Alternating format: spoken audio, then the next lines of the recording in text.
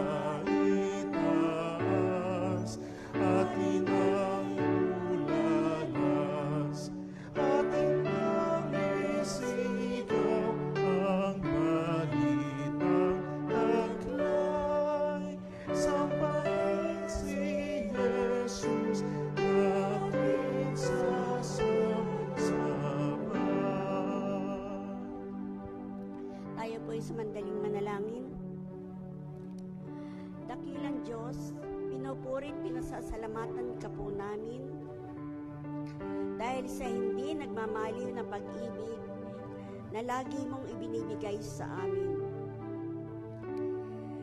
Sa ikalimang gabi ng aming pananambahan at sa paghahanda sa Paskong darating, Ikaw, O Diyos, ang lagi naming maparangalan, maitaas at madakila at maging sentro ng aming mga buhay. Dalangin ko rin po ang iyong anak na gagamitin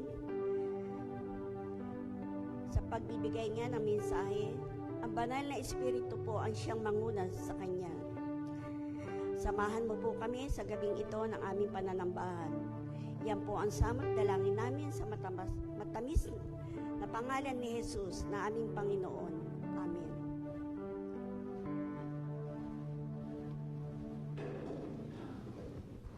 Pagbasa sa banal na kasulatan ay matatagpuan sa Lucas, Kabanata 1, 26 hanggang 38.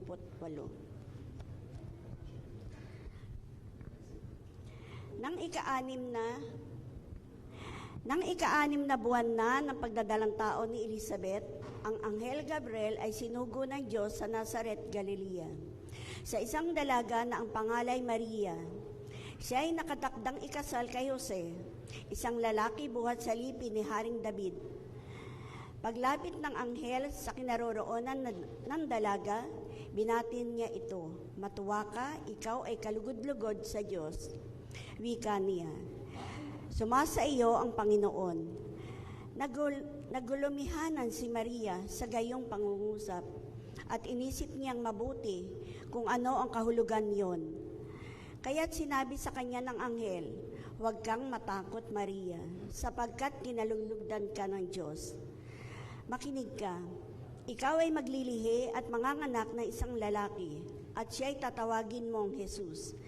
Magiging dakila siya at tatawaging anak ng kataas-taasan. Ibibigay sa kanya ng Panginoon Diyos ang trono ng kanyang amang si David. Maghahari siya sa angkan ni Jacob, magpakailanman, at ang kanyang paghahari ay walang hanggan. Paano mangyayari ito gayong ako'y dalaga? Tanong ni Maria. Sumagot ang anghel, bababa sa iyo ang Espiritu Santo at lililiman ka ng kapangyarihan ng kataas-taasan. Kaya't banal ang ipapanganak mo at tatawaging anak ng Diyos. Natatandaan mo ang iyong kamag-anak na si Elizabeth? Alam ng lahat na siya'y baog, ngunit naglihi siya sa kabila ng kanyang katandaan. At ngayon, ika-6 na buwan na ng kanyang pagdadalang tao. Sapagkat walang hindi mapangyayari ang Diyos. Sumagot si Maria, ako'y alipin ng Panginoon, mangyari sa akin ang iyong sinabi, at nilisan siya ng anghel.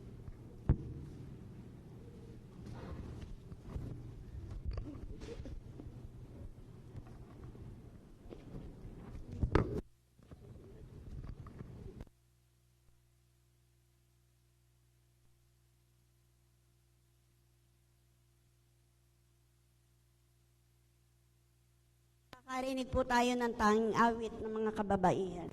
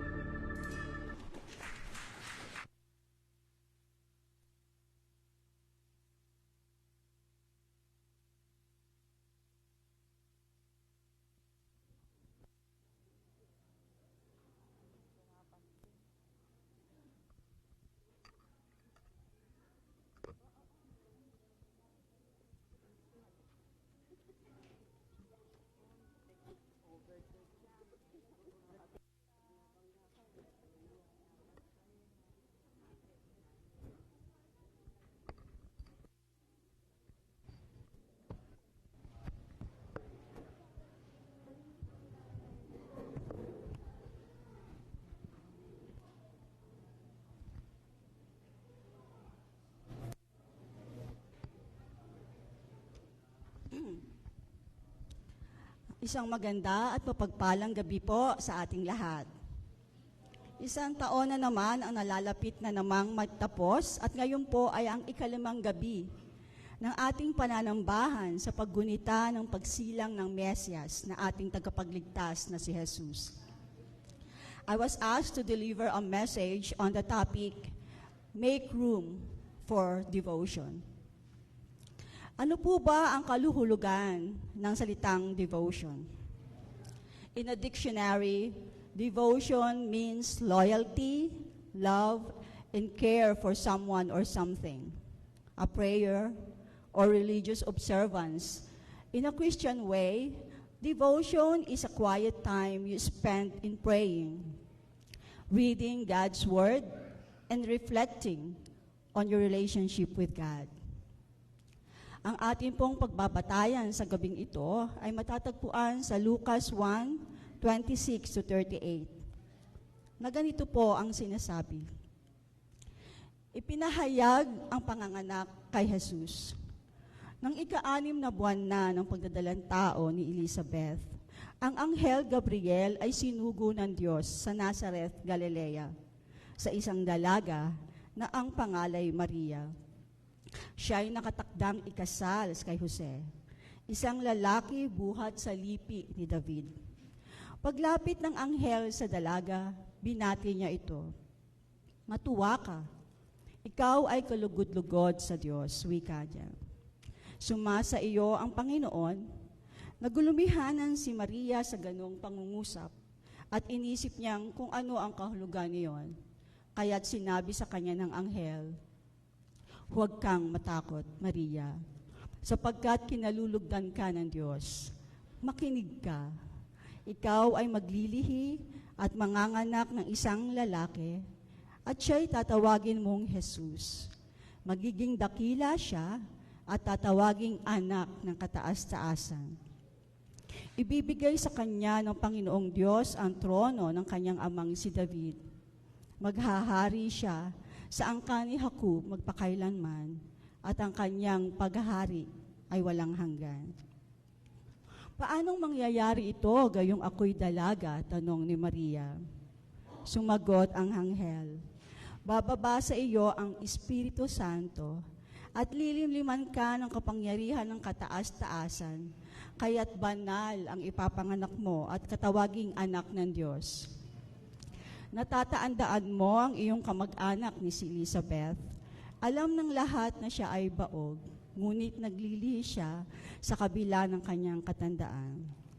At ngayon, ika-6 na buwan na ng kanyang pagdadalang tao, sapagkat walang hindi makapangyayari ang Diyos. Sumagot si Maria, ako'y alipon ng Panginoon, mangyari sa akin ang iyong sinabi, at nilisan siya ng anghel. Ang title po ng aking ibabahagi sa inyo sa gabing ito ay Mary, a Role Model for All Mothers. Mary was one of the characters in the Bible who is a great example of humility, obedience, sacrifice, and devotion. Kung ating sasaliksikin ang buhay ni Maria, may mga lessons tayong mapupulot sa kanyang pagkatao at buhay sa kung paano niya tinanggap ang malaking role na ibinigay sa kanya ng ating Panginoon. She is one of the most admired characters in the Bible, especially on her willingness to be a vessel to fulfill the birth of our Messiah and Savior, Jesus Christ. Let's look at what the Bible says about Mary. In what ways is she a role model for all mothers? First, Mary is a role model to all mothers because of her purity of character. Hindi lamang siya modelo sa mga nanay, kundi modelo rin siya sa mga teenagers at mga unmarried women. Ayon sa Lucas 1:26-27, nang ika-6 na buwan na ng pagbuntis ni Elizabeth, isinugo ng Diyos ang anghel Gabriel sa Galilea sa babaeng nagngangaling Maria, na noon ay ikakasal pa lamang kay Jose. At si Maria ay isang berhen. We need to remember that Mary was not divine, na isa siyang mortal katulad nating lahat. But she kept herself pure and clean. At habang nagbubuntis niya si Jesus, hindi sila nagsiping ni Jose hanggang sa maipanganak si Jesus. Second, Mary is a role model to all mothers because of her devotion to God. And that devotion is about her obedience to God. Too often, we mistake religious feelings with devotion. But real devotion is about obedience. It's about being faithful to God. At ito ay makikita natin sa buhay ni Maria. Sa kabila ng kanyang mga tanong at takot sa mga sinabi sa kanya ng Anghel Gabriel, sumunod siya sa kalooban ng Diyos para sa kanya. At makikita natin ito sa Luke 1:38, when Mary said, I am the Lord's servant. May your word to me be fulfilled. Despite being troubled at the words of this angel, Mary's response shows great faithfulness. At hindi siya natakot na sabihin ang kanyang mga katanungan. But in the end, she chooses obedience. Sumunod siya sa kalooban ng Diyos sa kanyang buhay. Third, she is a role model for all mothers because of her surrender to God. Sometimes, obedience requires sacrifice. Nakatakdang ikasal si Maria kay Jose nang malaman niya na ipagdadalang tao niya si Jesus. Ngunit tinanggap pa rin niya ito kahit alam niyang maaari siyang iwanan ni Jose. At iyon nga ang naiisip gawin ni Jose nang malaman niyang nagdadalang tao si Maria. Ngunit kinausap din siya ng anghel na huwag niyang iwanan si Maria sapagkat ang kanyang ipinagbubuntis ay anak ng Diyos na si Jesus. Isa ito sa naging sakripisyo ni Maria, but that was not the only sacrifice that Mary had. Pwede po ba akong inusan?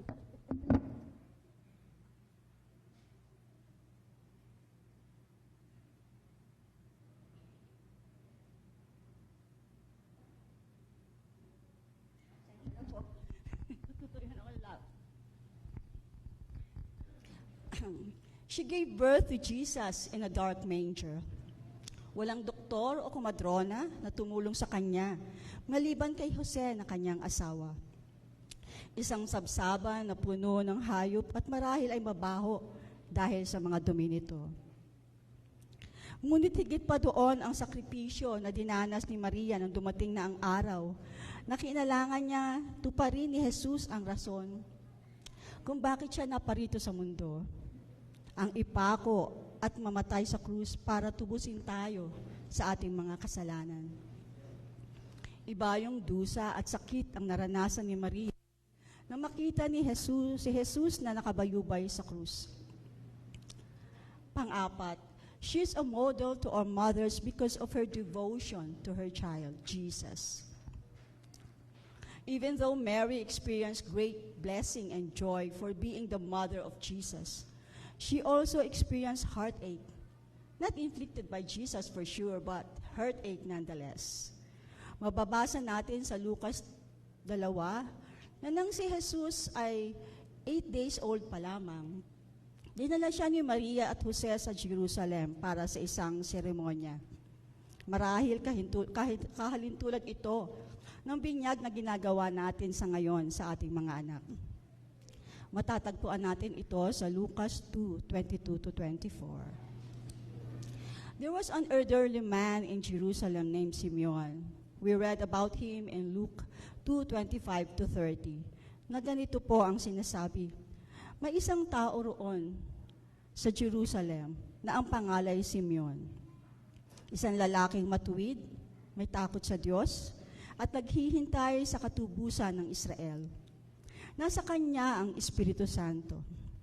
Ipinahayag ng Espiritu Santo sa kanya na hindi siya mamamatay hanggat hindi niya nakikita ang Kristo na ipinangako ng Panginoon. Sa patnubay ng Espiritu, si Simeon ay nakapasok sa templo. At nang dalhin doon ni na Jose at Maria ang sanggol na si Jesus, upang tuparin ayon sa tinakda ng kautusan, kinarga ni Simeon ang sanggol pagkatapos nagpuri sa Diyos. Ngayon, Panginoon, maaari na pong yumaong mapayapa ang inyong abang alipin ayon sa inyong pangako. Yamang nakita na po ng aking mga mata ang inyong pagliligtas na inihanda sa harapan ng lahat ng bansa. And in verses 32 to 35, and Joseph and his mother, Mary, marveled at those words which was spoken of him. And Simeon blessed them and said unto Mary his mother, Behold, this child is set for the fall and rising again of many in Israel, and for a sign which shall be spoken against. Isa sa naging devotion ni Maria kay Jesus ay ang pagdala niya kay Jesus sa templo sa Jerusalem noong siya ay sanggol pa lamang upang ihain sa Panginoon. Another example of Mary's motherly concern is seen in Luke 2:41 to 46. Taon-taon ay nagpupunta sila Maria at Jose sa Jerusalem for the celebration of the Passover at kasama nila si Jesus. Noong 12 years old si Jesus, siya ay nagpaiwan sa templo na hindi namamalayan ni Maria. Hinanap nila si Jesus sa kanilang mga kamag-anak, ngunit wala siya doon at sila ay bumalik sa Jerusalem upang doon hanapin si Jesus. At nakita nila si Jesus pagkaraan ng 3 araw na andoon sa templo at nangangaral ng mga salita ng Diyos. Now, let's fast forward. Jesus was betrayed by Judas Iscariot and was crucified. Naroon si Maria sa kanyang paanan na tumatangis na sinapit ng kanyang anak na si Jesus. Kasama niya ang alagad na labis na kinalulugdan ni Jesus.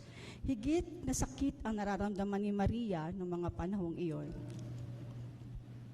While dying on that cross, Jesus paid tribute to Mary, his mother. Sa kabila ng nararanasang pagod, hirap at sakit, nagawa pa ni Jesus na ipagtagubilin ng kanyang ina sa alagad na kasama nito. Thank God for such a wonderful role model for mothers. And thank the Lord for our mothers today. I thank God for my mother, Letty. Nagtrabaho din siya ng husto to show her utmost devotion sa aming magkakapatid para mabigyan kami ng magandang edukasyon. Kinaya niya na mapag-aral niya kaming lahat sa Manila, kaming 4 na magkakapatid. Assistant story. Noon sa Ecumenical Kindergarten School na ngayon ay Gethsemane Ecumenical School. Nag-aral siya habang nagtatrabaho, and after niyang mag-aral, nabigyan siya ng pagkakataon na magturo sa Infant Jesus School sa Balanga. Sa maghapong pagtuturo, nagagawa pa niyang mag-tutor para may dagdag na kita. Businesswoman din siya para makatulong sa aming pang-araw-araw na buhay at pag-aaral. Bumalik siya sa GES after so many years at nanungkulan bilang principal. We admired our mother for her devotion and hard work. At yun din ang ginawa ko sa aking mga anak. Year 2000, when I got separated from my husband and became a single mother, I was left with 7 and 4-year-old boys. Pero hindi doon hihinto ang buhay. I asked God to be my partner and help me to support my children. God brought me to the UK and I lived and worked there for 14 years away from my sons. My everyday life there was filled of prayers and devotions, asking God to protect me for my children and protect my children for me. Nagawin niyang mabuti kahit God-fearing at mapagmahal ang aking 2 anak. I really worked very hard to provide for my children. I became a father and a mother to them. Double package, ika nga. I gave them a love of a father and a love of a mother. Kinaya ko ang buhay sa malayong bansa para mabigyan ko ng maayos na buhay ang aking mga anak. Mahirap, pero kinaya sa tulong ng ating Panginoon. When I came back last December 2019 for good, sinalubong ako ng aking mga anak sa airport na mas malaki na sa akin. Kasi 13 at 10 years old lang sila nang iwanan ko. And I would say I am a very proud and accomplished mother because I produced a registered nurse and a licensed mechanical engineer. Sa gabay at pagmamahal ng Diyos sa akin, dininig niya lahat ng dasal ko na lumaking mabuting tao, may takot sa Diyos, at mapagmahal ang aking mga anak. Sa gabay ng aking mga magulang. Sa kabila ng lahat ng sakripisyo at hirap, God bless me with wonderful children who love me very much. Sa ngayon, God bless us with a new home, which we call our own. Paolo, my eldest son, is building it for me. Napakasarap po palang pakiramdam na sasabihin sa iyo ng anak mo na, Nay, para sa iyo ang bahay na yan. I was deeply touched to God because of His goodness on me and my family. I encourage parents today, younger parents today, habang maliliit pa ang inyong mga anak, give time with them. Pray for them. And show them your love through good advice and nice words. Always talk in low voice kahit galit tayo at iwasan nating magsalita ng mga bad words. Show your devotions on them through asking God to guide them and protect them. Never complain on the hard works you are doing kasi in the end, ibabalik din nila yan sa atin. Lahat ng ating pagpapagal. And it's not their obligations. Because of their love for us, they will give back. Isa sa mga naging introductory statement ko, in one of my sermons here in the church when I was 20 years old, was like this.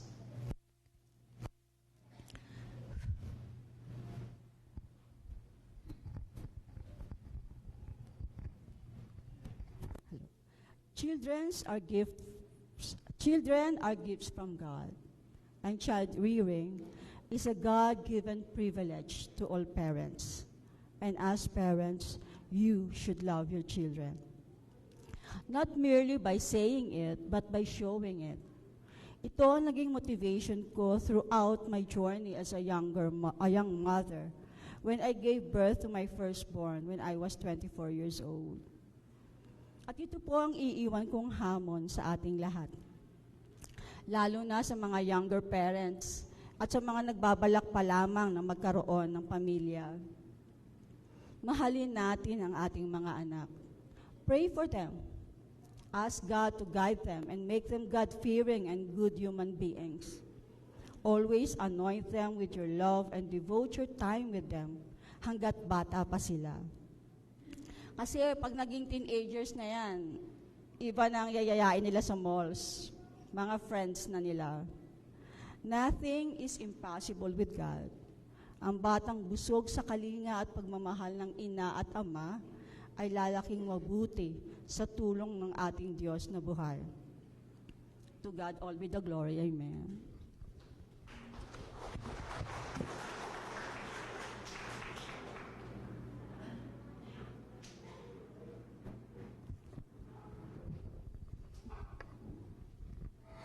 Purihin po ang Panginoon sa mabiyayang mensahe na ibinahagi ng ating kapatid na Shirley.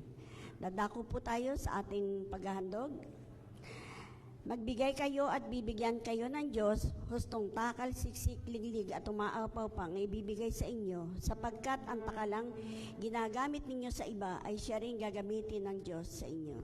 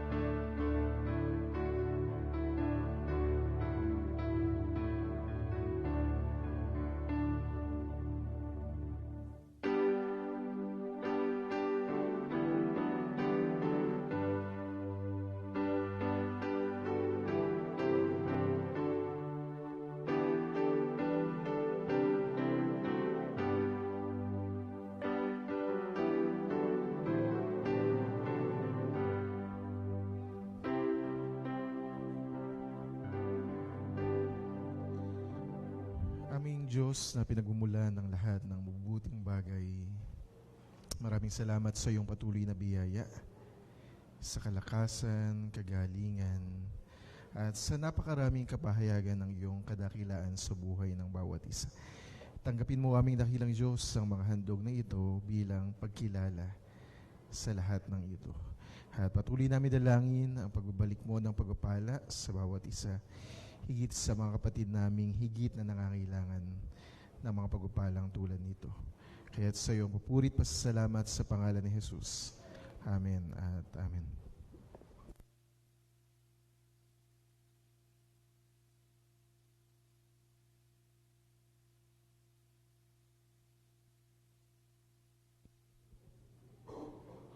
Para po sa ating panghuling awitin po natin ang The First Noel.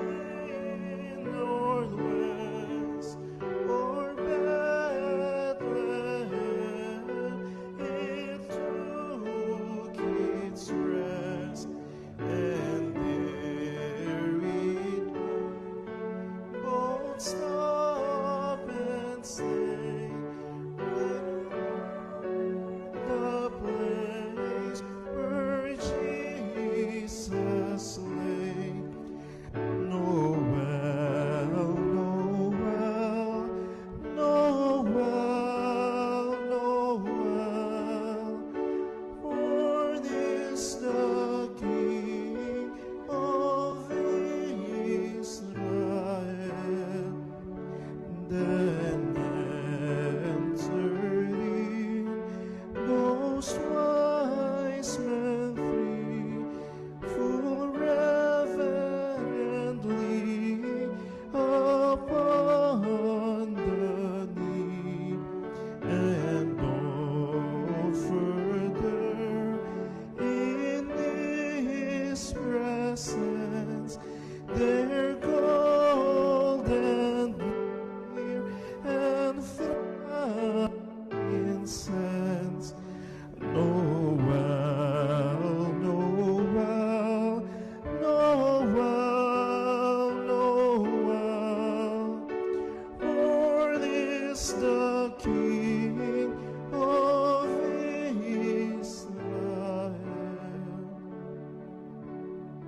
manalangin. Dakilang Diyos, maraming salamat sa gabing ito na kami muling nagkatipon upang patuloy na paghandaan ang kapanganakan ng aming Mesyas, ang aming tagapagligtas na Panginoong Jesus. Nagpapasalamat din kami sa buhay ni Maria na siyang pinagbulayan namin sa gabing ito at siyang naging isang instrumento upang dumating ang Mesyas sa aming kalagitnaan. Maraming salamat din sa kanyang devotion, sa kanyang paglilingkod, sa kanyang buhay na inalay niya para sa iyo at para sa iyong anak na si Jesus. At ito'y hamon sa amin kung paano rin kami maglilingkod ng tapat at ganap bilang iyong mga anak. Muli sa atong ito, purihin ka at dakain ka sa buhay na iyong ginamit sa gabing ito at dalangin namin ang pagbabalik ng pagpapala sa aming kapatid na Shirley Angeles. Pagpalain mo, Panginoon, ang kanyang mga ministro sa iglesyang ito. Pagpalain mo ang kanyang mga anak, ang lahat ng kanyang mahal sa buhay, at ang kanyang mga plano, aming dakilang Diyos. Naniniwala kami kung ito'y pagkakatiwala namin sa iyo. Ito'y iyong gagabayan at pagpapalain. Muli, maraming salamat, o aming dakilang Diyos. Sa iyo ang papuri at pasasalamat sa pangalan ni Jesus. Amen at amen. Mga kapatid, tanggapin nating lahat ang masaganang pagpapala na nagbubuhat sa Diyos sa mga sumasalangit. Ang pagliligtas ng ating Panginoong Jesus ang laging sumaatin. Ang gabay at patnubay ng Banal na Espiritu ang lagi nating maranasan ngayon at magpakailanman. Amen at amen.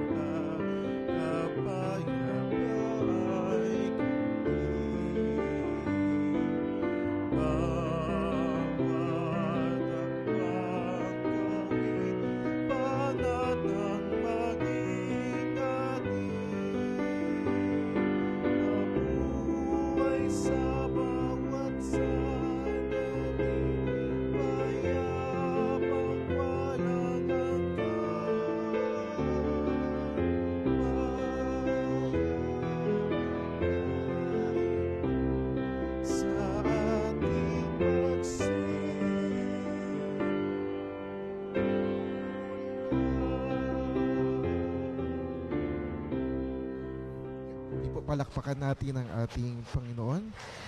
Mahalagang announcement po, this coming Saturday, yung simbang gabi po natin ay gagawin natin ng alas 5.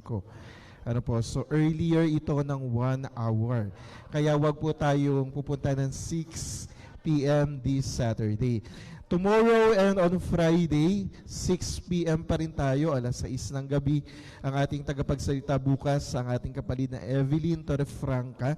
At sa Friday, ang kapatid na Maida Sulit. At sa Sabado po, that's our Children's Night. Kaya yung mga anak po natin, mga ay dalhin natin dito sa church ng 5 p.m. Kasi makakatanggap sila ng simpleng regalo para sa ating church. At gayon din po, nananawagan po kami para sa mga nais sumuporta sa ating Christmas Institute. Nagpapasalamat na po kami sa mga nagbigay na ng suporta, ng tulong. Pero sa mga nais na pong magsuporta, yung pag-sponsor po ay nangangailangan tayo ng 1,300 pesos kada isang kabataan para sa Christmas Institute. Lumapit lang po kayo sa akin or kay Ate Janice kung gusto nyo pong magsuporta. Ayun lamang po, maiwan po ang tawag dito, bukas po ay mag-practice po yung mga bata ng 9 a.m. So magkita-kita po tayo muli. God bless us. At meron po tayong pagsasalu-saluhan. Wag po tayong umalis. God bless.